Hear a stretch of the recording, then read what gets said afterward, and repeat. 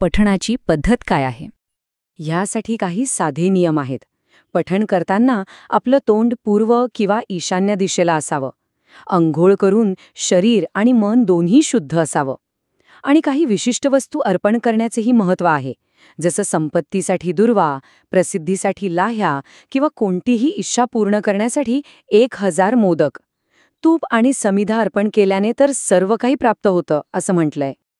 पठण करण्यासाठी काही विशेष दिवस आणि वेळाही आहेत. रोज पठण करणं तर उत्तमच, पण चतुर्थीला पठण करणारा विद्वान होतो असं मानतात. आणि सूर्यग्रहणाच्या वेळी जर एखाद्या मोठ्या नदीच्या काठी किंवा गणेशाच्या मूर्तीजवळ बसून पठण केलं तर मंत्र सिद्धी मिळते, म्हणजे त्या मंत्रावर आपलं प्रभुत्व येतं. आणि सगळ्यात शेवटी एक खूप महत्त्वाची सूचना, एक ताकीदच म्हणा ना. हा ग्रंथ स्पष्टपणे सांगतो की हे ज्ञान कुणालाही, म्हणजे कोणत्याही अयोग्य व्यक्तीला